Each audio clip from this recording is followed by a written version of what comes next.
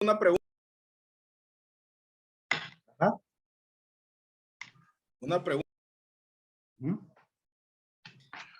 Según el cronograma dice que es sociología del derecho. Yes. Y es al inicio del libro que usted nos envió. Como aquí dice derecho y sociología. ¿Es lo mismo o no? No. Eso está en un punto ahí entre todo el contenido, ahí lo logramos ubicar. Por eso Aquí es, está en la página 5, vamos a ver. donde dice la sociología y el derecho. Y luego empieza a hablar de eso. Y después, más adelante, dice específicamente la sociología del derecho. La sociología del derecho, sociología jurídica, se puede definir como la ciencia que estudia el derecho en cuanto modalidad de acción social. Y ahí sigue. ¿Por qué les da el chivo, pues?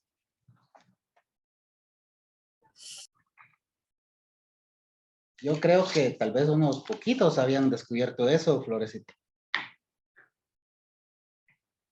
No sé. Es que yo también encontré una parte donde en la página, le voy a decir ahorita, ¿dónde está? ¿Dónde está? Yo lo había marcado, pero se me perdió.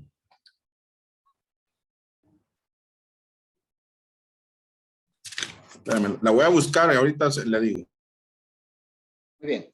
Bueno, si quieren regresemos a la primer hoja y veamos lo que es derecho y sociología. Me imagino que en algunos casos fue muy poco lo que se pudo analizar o de repente no hubo Ya lo interés. encontré, Lick. Me Ajá. aparece en la página 26, pero dice que es principios del método de la sociología del derecho. Ahí estamos hablando de otro tema, porque el método de la sociología del derecho es de lo que se sirve la sociología del derecho para hacer sus estudios o para hacer los estudios vinculados a la realidad jurídica. Si nos damos cuenta, la sociología tiene mucho que ver, o esta sociología del derecho nos lleva a nosotros a cranear, a indagar, a estudiar, que las normas, más allá de ser positivas, de ser vigentes, de ser lo que ustedes quieran, más allá de ser legales, más allá de cumplir con todo el proceso, las normas deben de ser realmente ajustadas a las realidades históricas sociales del grupo al cual están dirigidas, ¿verdad? Y eso creo yo que ha sido de lo que menos se ha procurado en los últimos años. Tenemos leyes que no responden a las realidades ni a las necesidades reales de la sociedad en la que nosotros vivimos, sino muy al contrario, hay muchas normas que van más enfocadas a agendas incluso internacionales para el cumplimiento nada más de compromisos que como nación, como país, hemos solicitado. Por eso es que es importante, compañeros, que nosotros seamos concretos en este curso de sociología. Bueno, vámonos a la página 1 y dice que el derecho se asocia con la idea de justicia.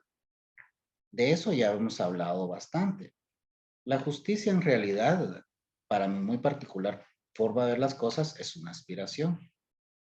Más que, ¿cómo les puedo decir yo? Más que una cuestión meramente existente, más que una realidad, es una ficción.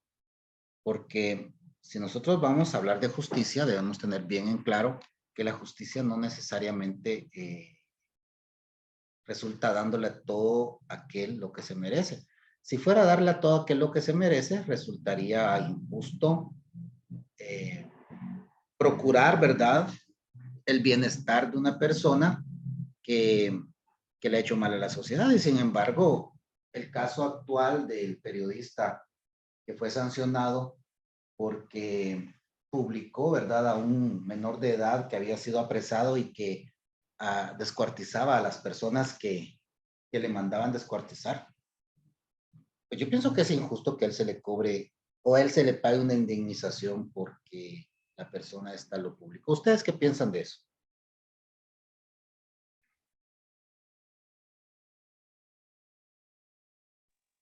Licenciado, buenas noches. Ujú. Buenas noches, compañeros. No sé si me escuchan. ¿Sí?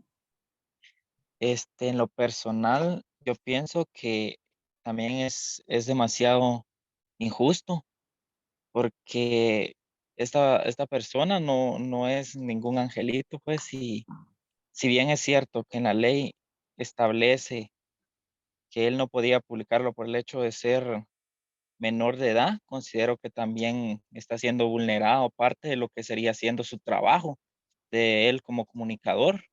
Y pienso que es por ahí por donde debería tal vez empezar algún tipo de reforma a esta ley, ya que es algo que vino a tener un impacto, eh, tal vez no social, pero los demás colegas de este señor periodista, eh, ahora en adelante van a tener demasiado cuidado y tal vez ya no se van a enfocar tanto en lo que es su trabajo por miedo a que les pueda pasar lo mismo que le pasó a su compañero. Lanzo una pregunta a la general. ¿Consideran ustedes que este tipo de acciones debilita a la sociedad? Debilita ¿cómo les puedo decir yo? Debilita la fuerza que tiene el Estado sobre estos individuos. ¿Será que pareciera que las normas en realidad vienen y van a ser más respetuosas de las personas que las violan a quien las trata de cumplir? ¿Qué creen ustedes al respecto?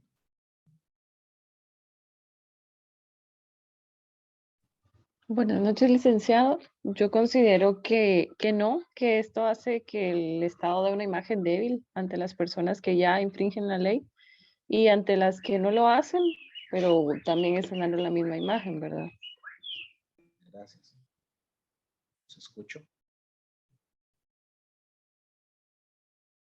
¿Se escuchó, compañeros? Miren, por otro lado, recordemos también que las personas que se dedican, que son profesionales,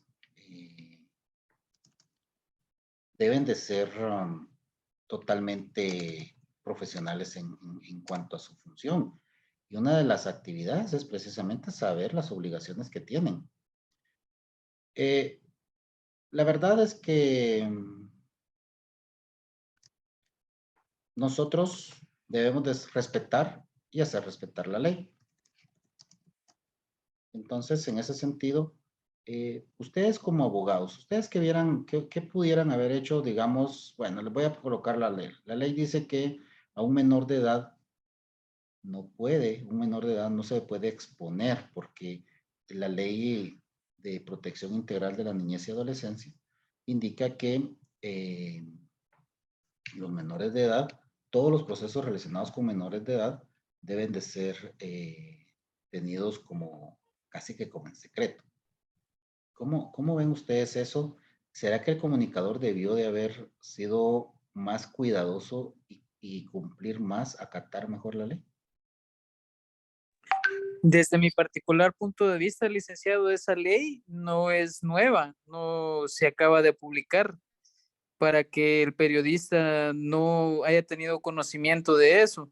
Entonces, pienso yo que se fortalece más el sistema de derecho que existe en Guatemala mediante la aplicación de estas sanciones, ¿verdad? Entonces, si queremos que se cumpla la ley, no necesariamente porque el periodista no sabía, porque no podemos alegar ignorancia de la ley, y ya que es un periodista profesional que me imagino que trabaja para alguna institución bastante llamativa hacia las personas y que bastantes personas ven su medio, entonces sí, nosotros como abogados debemos promover el cumplimiento de la ley ante cualquier persona, ¿verdad?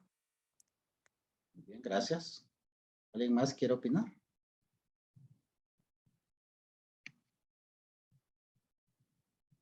Compañeros. Coincidimos en que es legal ¿verdad? La sanción es legal porque fue impuesta de acuerdo a la ley vigente. Estamos en el contexto de la legalidad. Sí es verdad, sí lo hizo. Entonces, en ese sentido, entendemos ahora el tema de la justicia. ¿Realmente la justicia obedece a la legalidad y la legalidad de la justicia o son dos temas diferentes?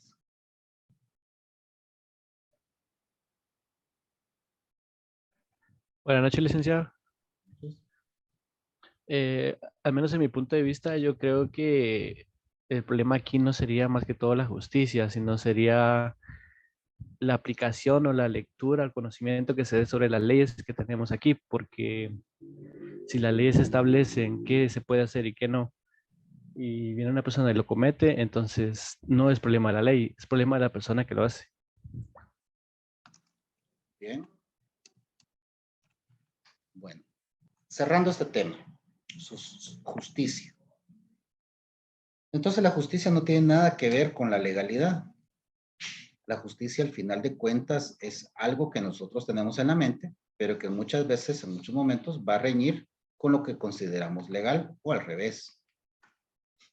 Entonces, como estamos en el tema de derecho y sociología, vamos a analizar acá que para vivir en una sociedad requiere un orden y ese orden obedece también a ciertas características. ¿Y cuáles son esas características? Las características son que yo voy a prescindir de ciertos derechos, ¿verdad? Que si yo no viviera en sociedad, no los debería de, no los iba a tener, no los iba a perder. O sea, si yo viviera en un lugar alejado solo, yo voy a tener otros derechos. Voy a poder, por ejemplo, tener cualquier cantidad de animalitos en casa, voy a poder hacer cualquier cantidad de bulla y muchas cosas así. Pero vivir en sociedad requiere ciertas obligaciones. Y una de las obligaciones es mantener un orden. Orden de convivencia, reglas básicas, reglas fundamentales bajo las cuales nosotros consideramos que es vivir en sociedad. Ahora, ¿cuáles normas fundamentales pudieran decirme ustedes, aunque sea unas dos o una por persona, que existen o que conozcan?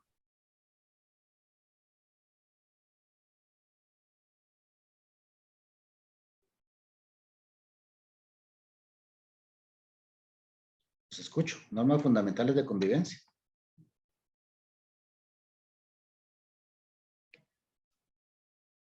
El respeto. Uh-huh. ¿Una otra? La igualdad. Uh-huh.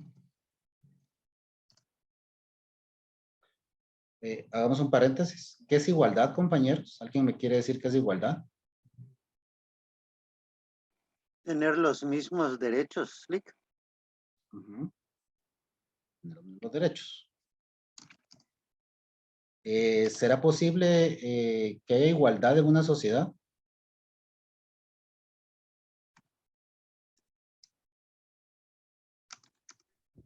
No.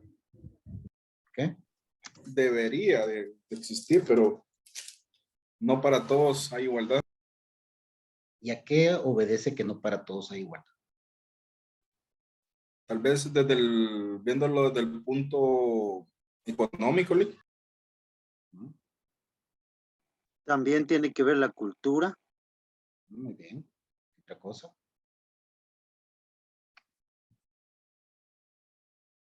¿Qué otra cosa puede ser que no nos permita tener igualdad? La raza. ¿La raza? ¿Por qué la raza no? Hay mucha discriminación. Ah, ya. Muy bien. Discriminación. Sí, Ideología. ideologías, muy bien. ¿Ustedes se consideran personas que promueven la desigualdad?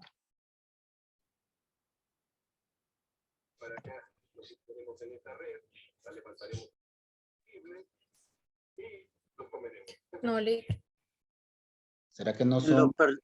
en lo personal, a veces nos pasa, Lee, que inconscientemente nos pasa esto. Por ejemplo, voy yo en un bus y por la comunidad se sube una persona mayor y no pienso en esta persona, sino que dejo que esté parado. Entonces, a veces inconscientemente uno comete. ¿Acaso muy bien, gracias.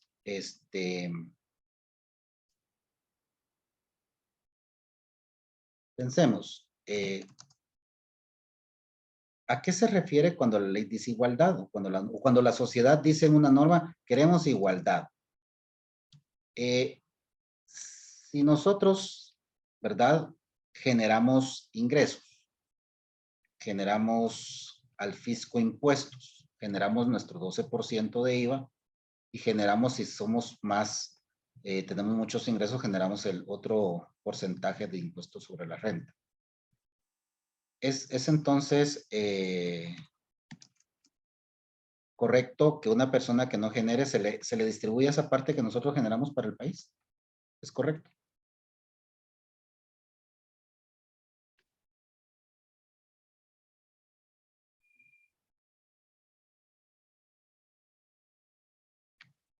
¿Es correcto, compañeros?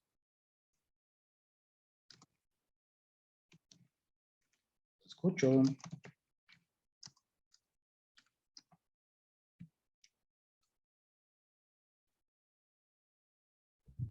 En lo personal creo que no, licenciado. No es correcto. ¿Por qué no es correcto? Porque creo que la persona que merece trabajar más, merece más. Entonces, creo que no es justo que una persona que esté ganando menos obtenga un porcentaje de lo que está ganando la persona que está trabajando más. Imagínense que no trabaja. Peor aún. Se cierra en el tema de que es una persona vulnerable, que es una persona que no tiene recursos, que es una persona que se le complica, que por lo tanto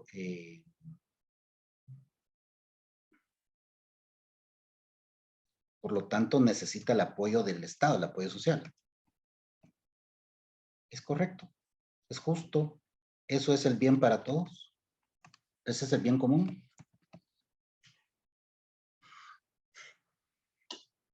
¿Qué es el bien común? ¿A qué le llamamos bien común? El bien común, ¿será que es también derecho, el bien común forma parte del derecho natural?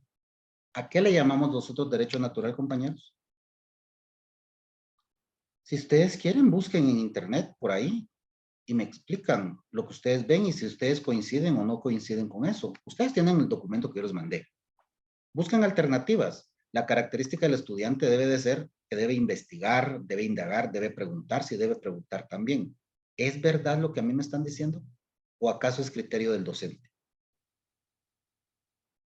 ¿Qué es el bien Y con común? lo personal. Licenciado, Ajá. acá en el folleto dice que el derecho natural son reglas no escritas anteriores al ser humano, pero de algún modo eficaz.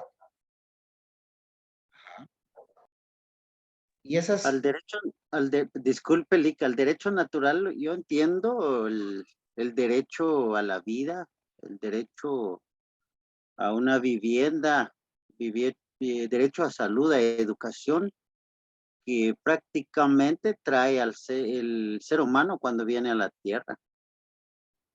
¿Cómo cuál podría ser eso? ¿Cuáles son esos derechos?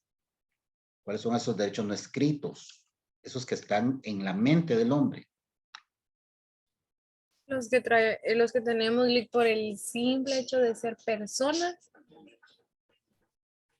Díganme unos 4. 4 derechos naturales. ¿Ah? Derecho a la vida, a una vivienda digna, derecho a la igualdad, la justicia. ¿Bien? ¿Acaso el derecho a esto obliga al Estado que nos lo provea de forma gratuita? No. ¿Será posible que nosotros Porque tenemos derecho del acceso a la comida, el Estado nos lo tiene que proveer de forma gratuita. No, Lick. ¿Cuál sería la lógica entonces? ¿Cuál es el principio para que haya un bienestar social? ¿Cuál creen ustedes que es? Derecho a un trabajo, que haya trabajo. Y ahí dirían los laboralistas, ¿en qué condiciones también va a estar ese trabajo? ¿No es cierto? Licenciado, La verdad que sí. Ajá, cuéntenme, los quiero escuchar. pero nuestra Constitución regula que el Estado garantiza y protege la vida desde su concepción, así como la integridad y la seguridad de la persona. Entonces,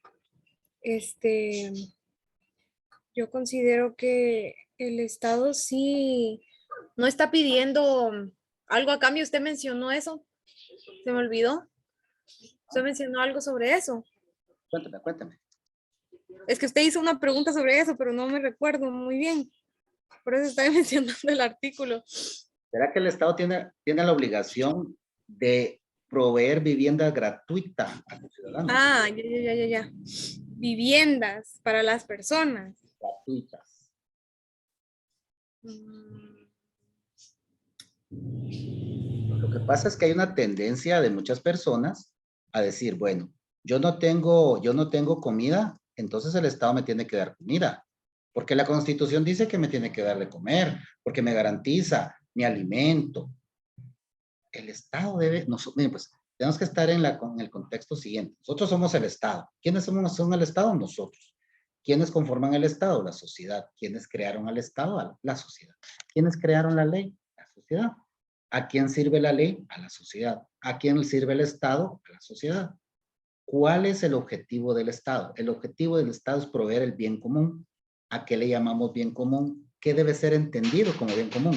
El bien común debe ser entendido como aquella cantidad, ¿verdad?, de factores que están alrededor de un individuo que le permiten acceder a una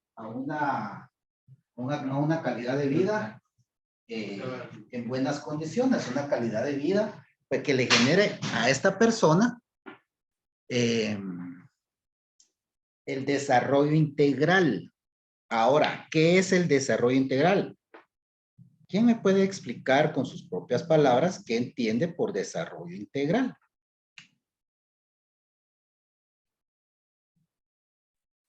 Como las capacidades o habilidades que debe tener una persona para poder desenvolverse en la sociedad. Hablamos en el ámbito laboral, profesional, social, familiar. Bueno, las capacidades y cualidades que una persona debe reunir para ser exitoso en la sociedad en la que él vive. Eso es lo que quiero entender. Así es. Esa es la idea principal que me están dando. Sí. Vale. Ahora les quiero hacer una pregunta y no contesten. ¿Cuántos amigos tienen ustedes que por el simple hecho de no quererlo hacer, no están sacrificando esta hora ahí sentados enfrente de la pantalla recibiendo clases? ¿Cuántos? ¿Cuántos están allá enfrente de la iglesia del Carmen viendo pasar chicas y chicas viendo pasar chicos? Y más de alguno de ustedes con el teléfono, con audífono, también está ahí sentadito viendo pasar chicas y chicos.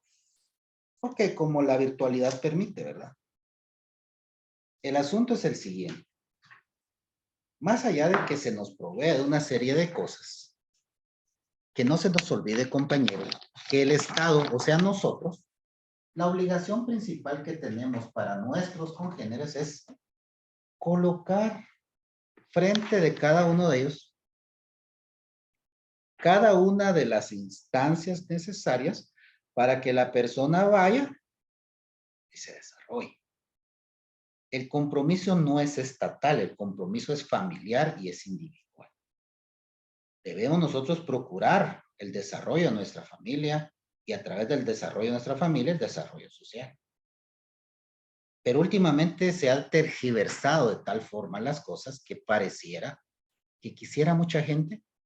Y además, los gobiernos de turno han acostumbrado a muchas personas a convertirlos a ser dependientes de los beneficios que trae el Estado.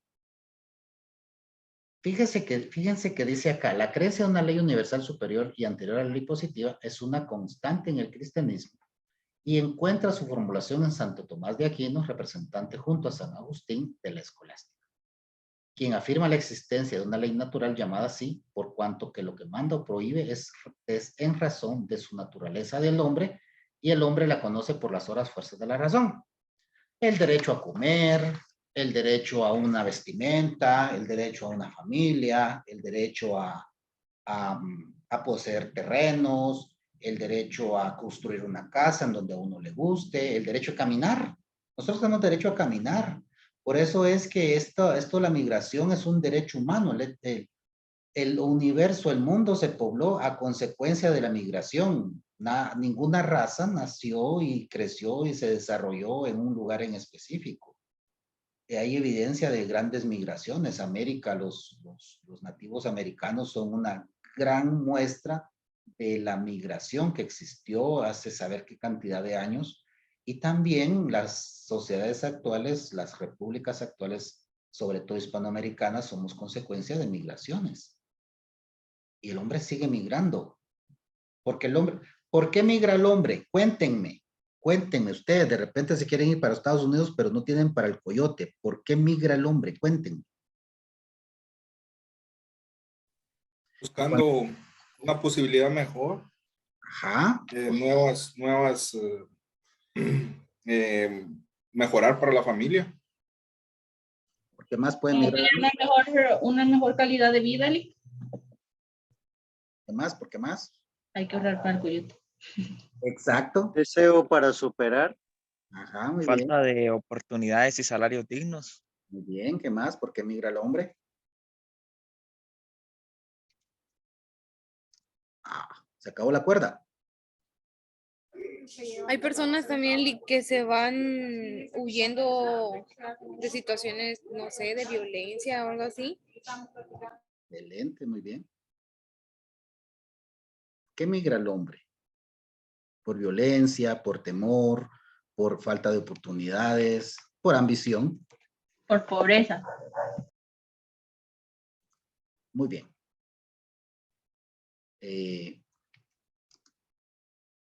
Les voy a dar mi punto de vista. O sea, al final de cuentas yo resumo todo esto en que el hombre migra porque tiene hambre y porque tiene temor. Temor a no tener cómo comer, a cómo no darle de comer a su familia. El hombre migra porque necesita satisfacer necesidades. Por eso se van los muchachos lejos, ¿verdad? Se van muy lejos. Entonces, compañeros, la ley natural es la que nos dice que nosotros tenemos derechos y esos derechos son porque somos humanos. Lo que se dijo allá en la Revolución Francesa. En la Revolución Francesa, fíjense que el hombre tuvo grandes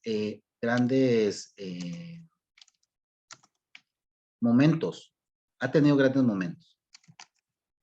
Por ejemplo, tuvo el momento donde, gracias a sus luchas, encontró la libertad de ser hombre libre. Se ha liberado el hombre de los dioses, se ha liberado el hombre del hombre mismo cuando dejó de ser vasallo. Se ha liberado el hombre también, se liberó de la superstición, se liberó del dominio del hombre por el hombre, se ha liberado de la ignorancia. Y hay otras liberaciones que han salido a consecuencia de eso, la liberación de las mujeres a través del acceso al trabajo y que sea normal ver una mujer trabajando, que sea una mujer normal, que se le dé un salario, al menos en nuestra cultura occidental es normal. Entonces, la idea de un derecho natural va más allá de nada más decir derechos. Es algo que es innato a nosotros. Si nos vamos a la siguiente página y encontramos que dice que donde hay sociedad, allá habrá derecho. Es porque el derecho nace en y para la convivencia social humana. Y solo en ella va destinando el derecho, ¿verdad? a un pueblo porque forma parte de su historia y su cultura. Nosotros formamos, o sea, nuestra cultura jurídica es consecuencia de nuestra cultura social. Nosotros tenemos, ¿verdad?, una serie de rasgos culturales que hace que nosotros pensemos y aceptemos las normas en determinadas características.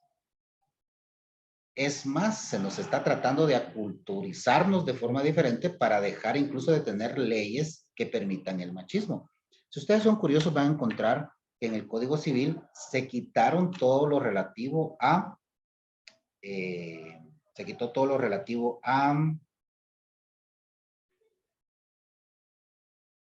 cuando había divorcio porque había, ¿cómo se llama? Adulterio. Eso es que se quitó de ahí. Ahora con otras leyes que han venido a proteger a las señoras, pues ha habido otra serie de ventajas. Pero en realidad el derecho debe existir y debe de ser para la sociedad. Ahora, ¿qué es sociología? ¿A qué le denominamos sociología? Alguien que me quiera decir, de acuerdo a lo visto en clase, de acuerdo a lo que crea, porque acá no está nada. El docente no es el dueño de la verdad.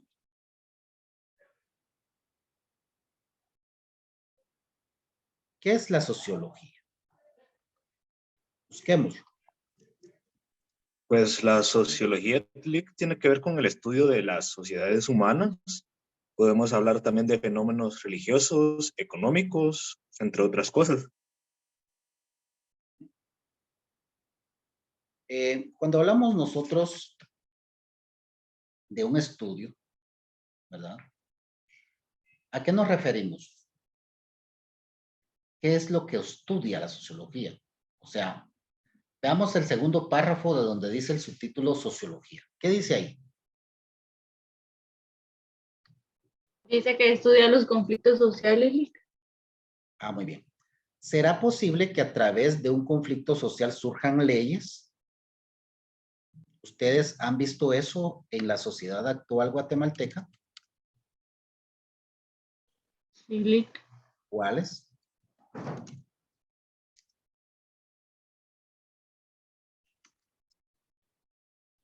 Como dijo el licenciado, escuché, perdón.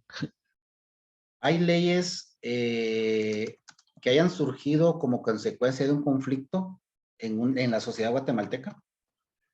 La ley de, no estoy seguro si es ley del crimen organizable. Bien, puede ser, muy bien. Ley contra La el ley de femicidio. equipos móviles. De equipos terminales móviles. Excelente. ¿Alguien más quiere probar? La ley de femicidio. Bien. Licenciado, Ajá. yo considero que la mayoría de leyes se crearon por conflictos que hubieron, porque póngale así como la Constitución se iba renovando cada cierto tiempo en los tiempos pasados. Debido a que no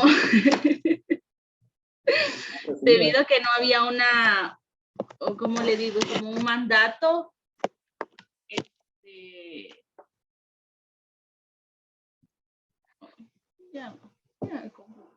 Perdió se me fueron las ideas. Perdió el encanto. Pero lo que le quería decir es que yo considero que todas las leyes se crean porque más de alguna vez ha existido conflicto y, o sea, la ley se crea para arreglar esos conflictos o como llegar a un acuerdo. Les voy a poner 0 en esa pregunta. Ahorita, si no se habían dado cuenta, estamos en laboratorio. Son mentiras, hombre.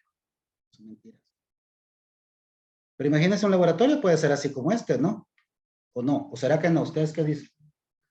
¿Se puede hacer un laboratorio así? Sí. Fácil, ¿va? Sí, pero avísenles. No. No, hombre, lo bonito es que... No, voy a hacerle. A ver, enciendan las cámaras, les quiero ver las caritas un rato.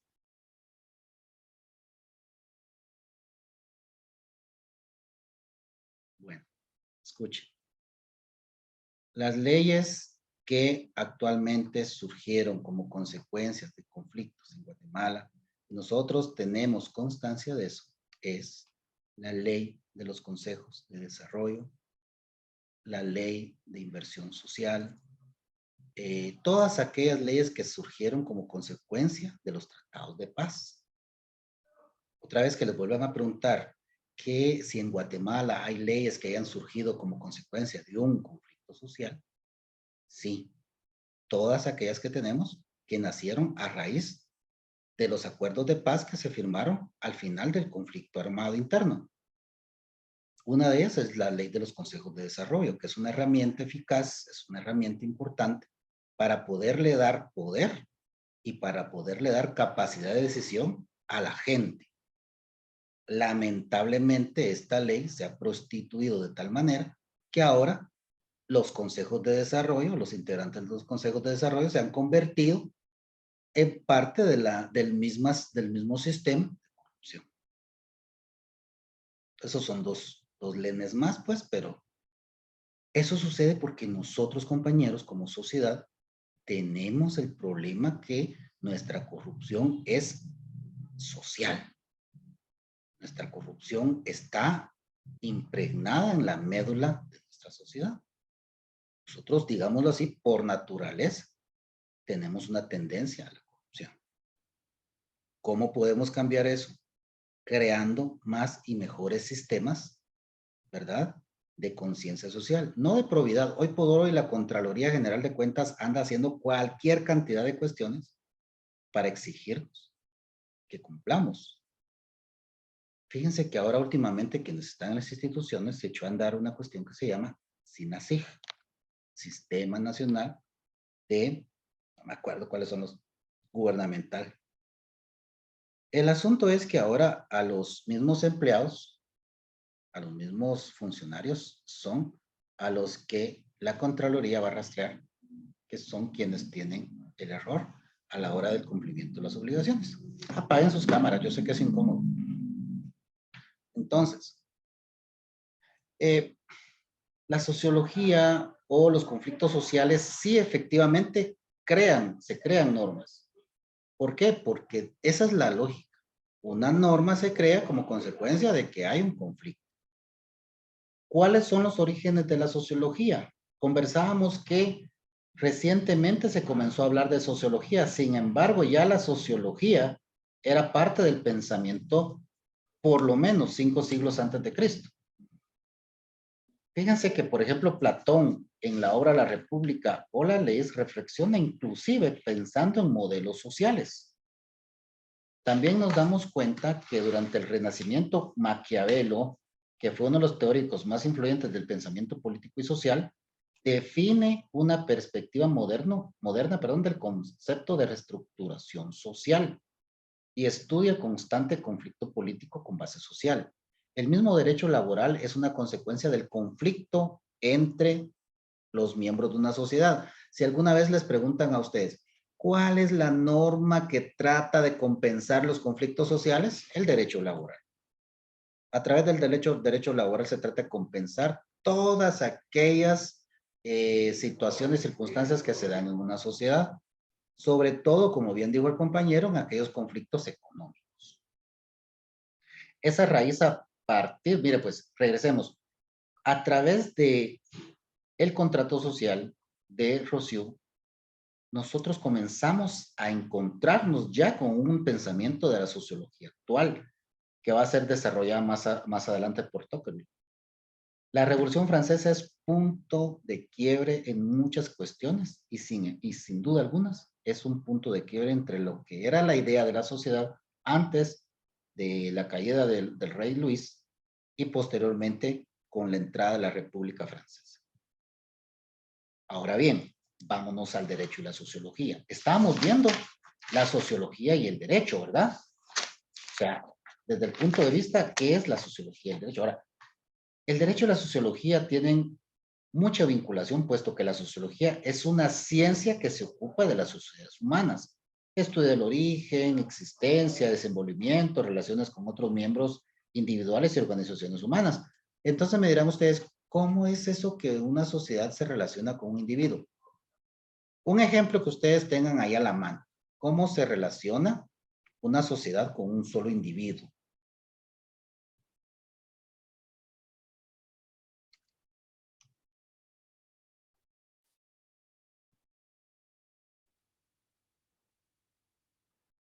¿Cómo se relaciona una sociedad con un solo individuo?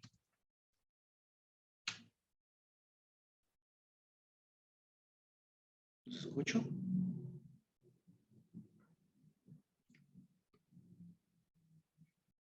Compañeros. Quizás los impuestos, Lick. Puede ser. Más. Un solo individuo. Como sociedad, ¿cómo nosotros nos llevamos solo con un individuo?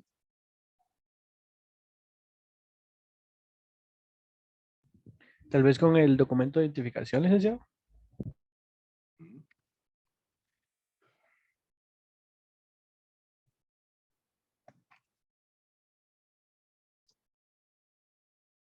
Mira pues. Licenciado, Escucho. yo creo que la sociedad no se puede relacionar con un solo individuo porque se trata de obtener un objetivo común trabajando en conjunto. Entonces eso no tendría sentido. O sea, no se estaría trabajando en sociedad. Me parece. Como sociedad, ¿será que podemos aborrecer a una sola persona? Y negarle el ingreso a nuestro país y estar todos de acuerdo y decir, no, él no tiene que entrar porque o al revés, le podemos dar la bienvenida a un individuo y la sociedad entera estar de acuerdo si quiere esa sociedad entra, esa persona entre en esa sociedad. Podría ser. Es que, como usted bien dice, es muy raro esto de que haya una relación de una sociedad con un individuo.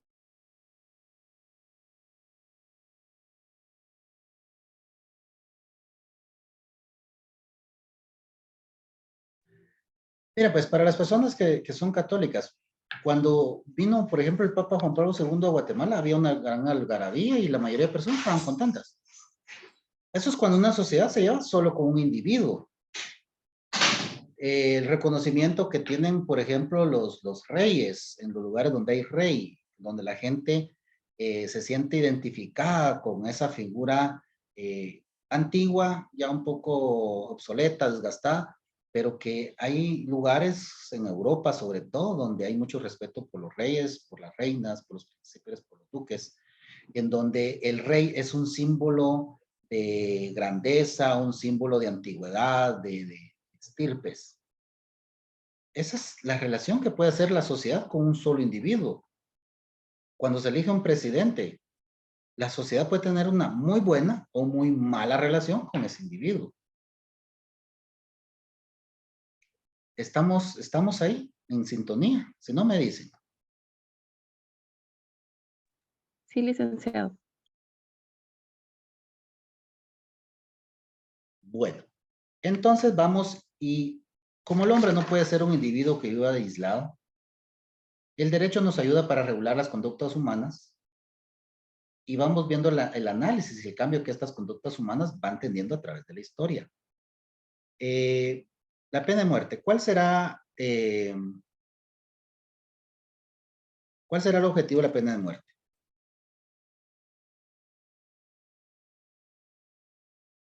¿Cuál creen ustedes que es? Tal vez castigar lo mal que se hizo o amedrentar para que los demás ya no lo vuelvan a hacer. Excelente, excelente respuesta. Me gusta, me gusta. ¿Alguien más que piense igual o distinto?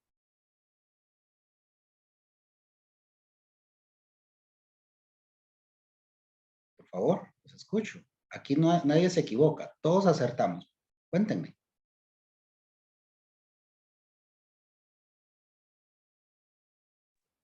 Yo estoy de acuerdo con lo que dijo el compañero, licenciado. Creo que es una forma de darle como una paga a la persona que comete un daño muy grande y de que los otros vean que eso les puede pasar si cometen lo mismo que hizo la persona, ¿verdad? ¿Quién? Vamos a ver, espérense. Es que estaba llenando. Ya le llegó la asistencia, ¿verdad? ¿Sí le llegó? Sí, licenciado. Bueno, levanten la mano los que crean que una pena, que una sentencia condenatoria es un castigo que la sociedad le impone al individuo que comete un error. Levanten la mano. Quiero ver.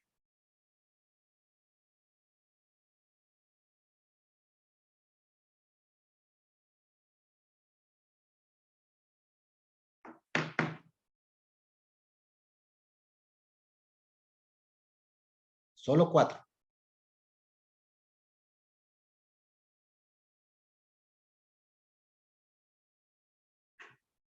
Muy bien, solo 4. O sea que los demás no creen que sea un castigo. ¿Qué es entonces una pena? Los escucho.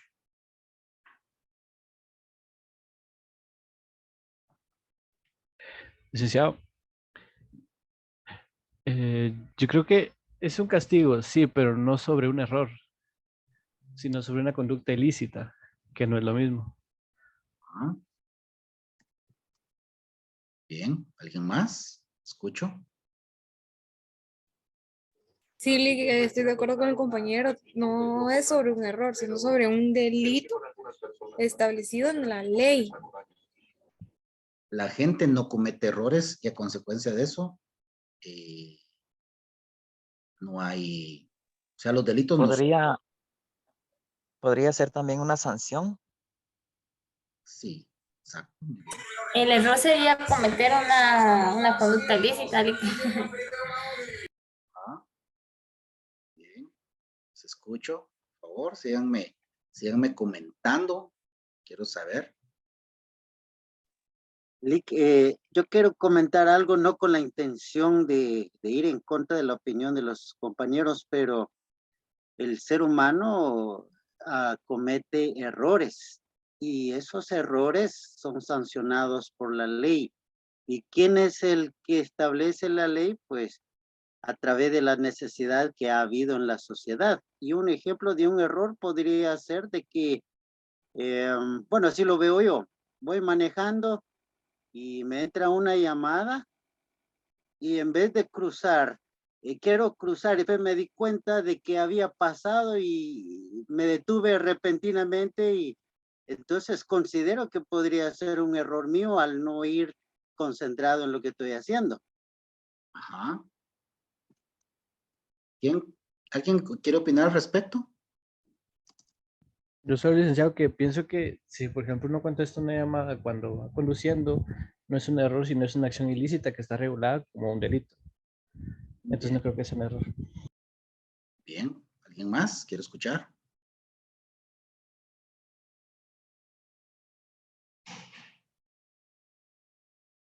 ¿Se escuchó, compañeros?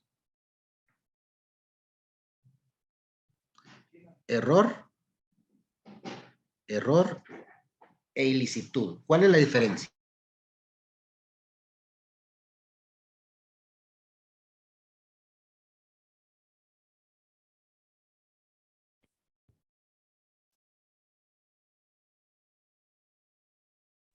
Yo considero que tal vez el error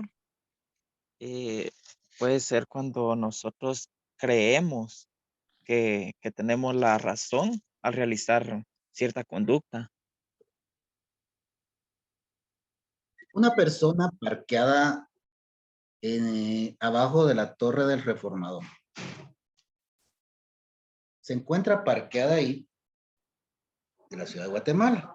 Está parqueada y mientras el semáforo llega, ve que se acerca una persona con un pantalón de lona en malas condiciones, con gorra, y ve cómo del interior de un chaleco que lleva, intenta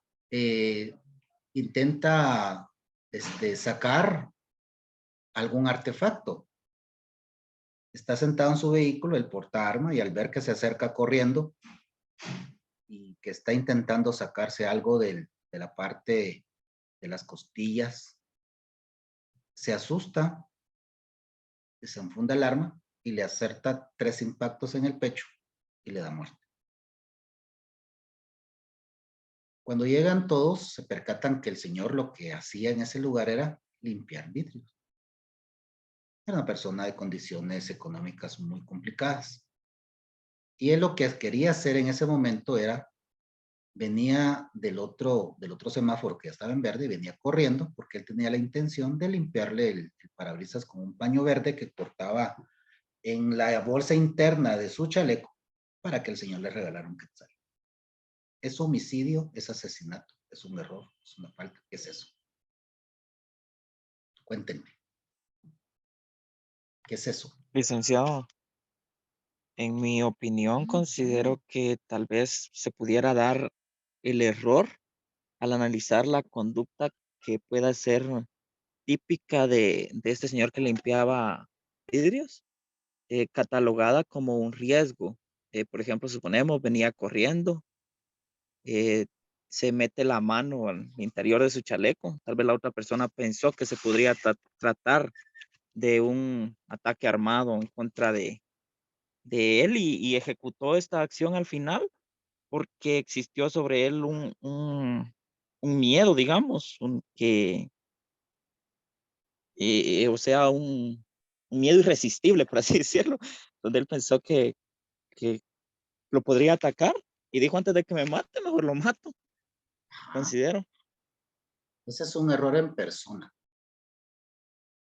Es cuando yo creo razonablemente que voy a recibir un daño y me defiendo. Me subo a un vehículo yo de 4 ruedas, un pick-up. Mi trabajo es, ¿cómo se llama? Transportar diferentes artículos. Me subo yo, llevé el carro a servicio y el mecánico, por un error, ¿verdad? Al ensamblar alguna de las piezas, a mí me pasó algo así, al ensamblar, él revisó el carro y al ensamblar lo que es la cuestión de la dirección, no se percató que una de las piezas de la varilla de dirección tenía un problemita y cuando yo comienzo a irme en el vehículo, el carro comienza a expulsar el líquido hidráulico que permite el viraje en el timón y lo expulsa todo. Entonces yo me quedo sin viraje, ¿verdad? Y al llegar a una esquina X o a una vuelta X en una carretera, yo no puedo girar. Y viene una persona en motocicleta en el carril contrario y cuando gira, yo me voy recto, lo atropello y le doy muerte. ¿Será un homicidio culposo? ¿Será una negligencia mía? ¿De quién es la negligencia? ¿A quién le podemos achacar esa acción? ¿Qué hacemos ahí, compañeros? ¿Quién, ¿Sería el mecánico? ¿quién fue que no se percató de lo del auto? No escuché eso. Usted llevó su carro a servicio y se lo devolvieron, se llevó su vehículo en la noche, se parqueó y al otro día salió a trabajar. Y cuando salió a trabajar, en algún momento, alguna pieza que quedó mal colocada se soltó y sus frenos quedaron sin acción. Y en una esquina donde habían unos niños, en un semáforo en rojo, iban pasando unos niños la calle de la esquina para ir al colegio y usted los atropella y mata a los 2 niños. El homicidio es culposo, así dice la ley. Sin embargo, usted iba a 30 kilómetros por hora, iba con todo, no llevaba ninguna distracción y lo que pasó fue que su vehículo no funcionó. Esas cosas son las que la ley no regula. Entonces, compañeros, las leyes están relacionadas con las sociedades, pero tienen mucho que ver con las culturas.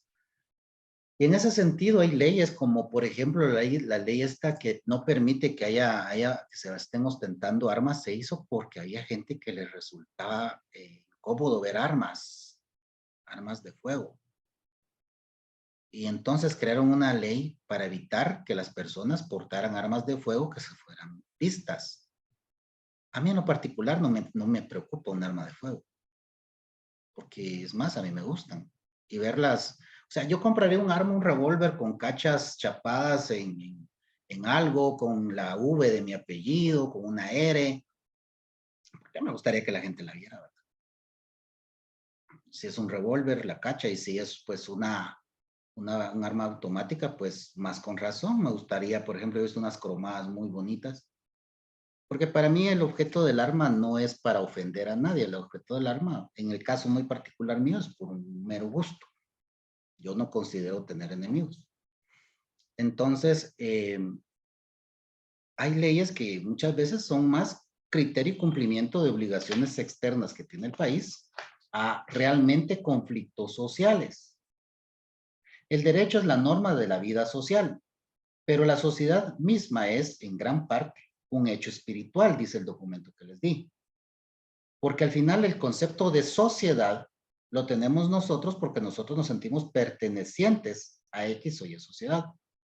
Durkheim rechaza la concepción utilitaria, dice, aparte de que tal teoría dice, concede el cálculo y la reflexión una importancia excesiva, considerable a la dirección de la evolución social, existen multitud de actos que han sido y son aún considerados criminales sin que en sí mismos sean perjudiciales a la sociedad.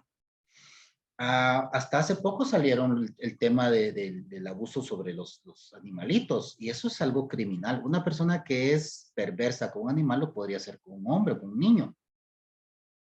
Fíjense que nosotros tenemos muchos elementos de cosas de gente primitiva.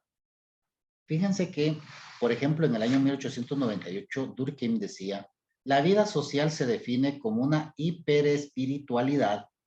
Queremos decir que los atributos constitutivos de la vida psíquica se encuentran en ella elevados a una potencia mucho más alta y de tal modo que constituyen algo eternamente nuevo. Porque nosotros somos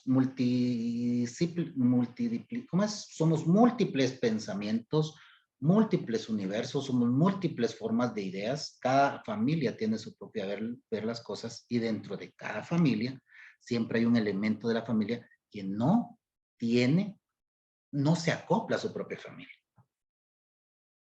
Ahora pensemos, si yo tengo el hermano, hijo, sobrino, rebelde, que no se acopla a su entorno familiar, ¿cuántos más no tendrá la sociedad? ¿Cuántos más no tendrá nuestro grupo social? Ahora, ¿es el delito un castigo? ¿Es el delito una retribución? ¿Es el delito una forma de protegerse la sociedad de estas personas y por eso los encierran? ¿Es el delito una venganza social? Cada una de ellas ha sido un pensamiento en diferentes momentos de la vida social del hombre. En algún momento el hombre ha tenido al delito como una herramienta para encerrar a las personas que considera peligrosas para la sociedad. En algún momento el hombre y la sociedad ha tenido al delito como una herramienta para castigar a aquellos que considera que son perjudiciales a la sociedad y hay que eliminarlos. Les repito, vámonos a la Biblia. Allá decían que el que cometía un pecado, que en otras palabras es un delito, había que apedrearlo hasta la muerte. O sea, ese era el pensamiento primitivo de esa sociedad judía. Apedrearlo hasta la muerte. Y vemos cómo desde Moisés hasta Jesús, no sé qué cantidad de años hay, pero apedreaban a las mujeres. Y fíjense qué interesante, porque a la mujer que era, ¿cómo se llama? Adúltera, la querían apedrear, pero del hombre no decían nada. La sociedad judía es altamente machista. ¿Por qué al hombre no lo apedrearon? No, a la mujer. Apedreamos a la mujer. Estaba siendo adúltera. Son cosas que uno ve, rasgos sociales que uno ve y están ahí plasmados en nuestra historia como sociedad y lo seguimos viendo. A mí me gustaría mucho que ustedes, bueno, voy a ver si consigo un documento, cómo era que los indígenas veían las diferentes características humanas que hoy por hoy en algún momento lo vemos como aberraciones humanas sociales, pero para los indígenas era algo era muy común. Los indígenas tenían más de 2000 años de vivir juntos. Nosotros somos una sociedad nueva, que estamos basados en una concepción, una filosofía judeocristiana, en donde hay ciertas características normales que rigen a esa sociedad y quienes no se acoplan a esa sociedad terminan siendo delincuentes de esa sociedad. Nosotros convertimos a la persona que no se viste como todos, que no se peina como todos, que no piensa como todos, en personas rebeldes y contrarias a los principios sociales. Por eso la pregunta es importante. ¿Qué es la moral? ¿Cuáles son los derechos naturales? Porque cada sociedad puede ser que tenga distintos derechos naturales. En algún lugar puede ser un derecho natural el derecho de la mujer ultrajada a abortar al niño, producto de ese ultraje. en alguna sociedad. Yo tengo constancia que en el norte del mundo, los canchitos, los noruegos, los normandos, los ingleses, todos estos antiguamente así hacían las cosas. Hoy por hoy, nosotros en nuestra realidad en Guatemala, eso, aparte de tener una connotación religiosa y una gran connotación social, también está la cuestión legal, que no es permitible. Si es correcto o no es correcto, no soy yo quien decirlo. Tendría que estar en los zapatos de una mujer ultrajada y embarazada de quien la ultrajó para decir cómo me siento. Fíjense que la utilidad de la sociología del derecho se basa porque la sociología del derecho es una disciplina de la ciencia que ocupa las formas, cómo se organizan y cómo se simboliza la experiencia social. Y es que la sociedad en sí misma es una experiencia. Fíjense que la sociología del derecho, según, no sé si está en la página 8 o 9 para ustedes, nace, dice la sociología del derecho, en Ehrlich, Petrovsky, Bohm, en historiadores del derecho como Sumer, Bachofen. Esto era lo que yo les iba a preguntar en el examen, en el laboratorio de hoy, que era como un resumen. La sociología del derecho o sociología jurídica se puede definir como la ciencia que estudia el derecho en cuanto a la modalidad de acción social. Dice también que las ciencias auxiliares de la sociología son la sociología y la política, la sociología y la historia, la sociología y la economía, la sociología y la psicología, la sociología y la antropología. Arribamos entonces a la filosofía del derecho, que es en sí misma una filosofía que trata del conocimiento jurídico, pero no como representación de las instituciones jurídicas, sino como un plano problemático sobre cómo el derecho puede ser entendido. La filosofía puede definirse como el estudio de los principios, primeros principios, porque corresponde al carácter de la universalidad. Está la filosofía teorética, que estudia los primeros principios del ser y del conocer. La filosofía práctica, que estudia los principios del obrar, y esta se divide en moral y filosofía del derecho. Y cuando arribamos a la filosofía del derecho, también nos encontramos con la palabra ética. ¿Qué es la ética? ¿A qué se refiere la ética? La diferencia entre ciencia y filosofía del derecho radica en que el derecho, ¿verdad? La filosofía considera el derecho, lo considera en forma particular, y la filosofía del derecho lo considera en forma universal. La ciencia del derecho tiene como objeto dos sistemas particulares, ¿verdad? Pero también tomemos en cuenta que el objetivo, o es decir, las normas no son de un solo tipo, sino que convencionalmente son aquellas normas que regulan la actuación de los miembros sociales, establecen modos de conducta cuya infracción no provoca otra cosa que un reproche. Y a esto es a lo que yo voy con los castigos que hablábamos o las penas. A la pena se le debe constituir, nosotros tenemos que tenerlo en mente, que es un reproche que le hace la sociedad al individuo que no pudo contener sus instintos dentro de esa sociedad. Es un reproche social, no es un castigo, no es una forma de protegerse de él, no es una forma de recriminarle ni de adjudicarle en aras de la justicia, que es darle a cada quien lo que se merece. No es que le damos por merecido una sentencia de 50 años. Es un reproche, es decir, es una forma como la sociedad viene y le demuestra a un individuo cuál es su incomodidad con él. ¿Y cuál es la finalidad? Prevenir y regular los conflictos de intereses entre los hombres. Las penas no tienen otro objeto que no sea prevenir que se sigan dando esas actitudes dentro de la sociedad. Entonces, compañeros, vamos a ver que hay relación entre la teoría del derecho, el derecho y la filosofía del derecho. En estas tres hay una íntima relación porque cada una de ellas, por ejemplo, la teoría del derecho, esta piensa filosóficamente en cuanto al fenómeno social, mientras que la filosofía busca la indagación sobre la filosofía general y busca en el derecho, entonces, complementar y alimentar la teoría del Estado. Mientras que la filosofía del derecho tiene una importancia práctica, pues las ciencias jurídicas, como nosotros tenemos entendido, tienen más que todo una cuestión de conocimientos que van a ser utilizados para llevar una adecuada creación de la norma. Para la creación de la norma es importante tener en cuenta la filosofía del derecho, puesto que la filosofía del derecho, como les dije hace un momento, busca entender el ser, o sea, el porqué de las cosas.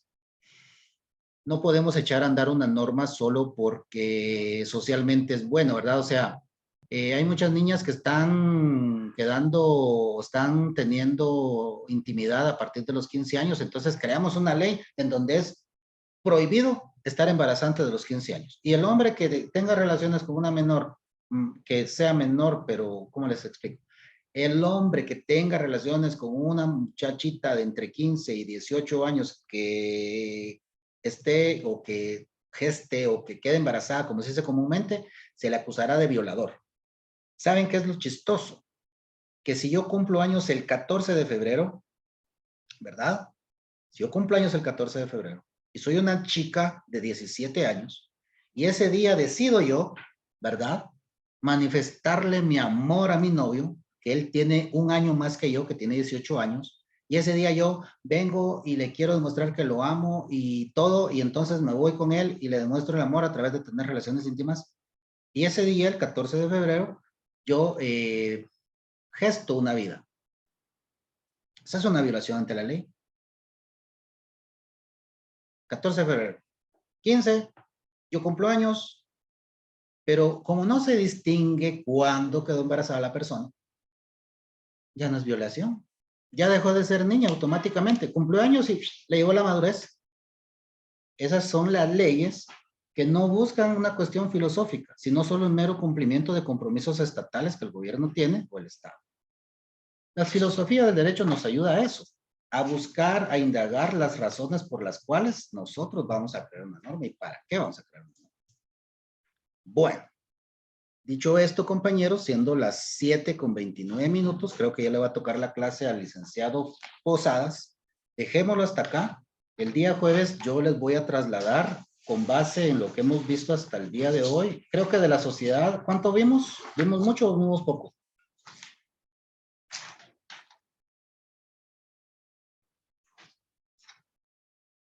Solo vimos como 2 hojas, ¿verdad? El hombre, y luego vimos el hombre y la sociedad, ¿verdad? ¿Los escucho?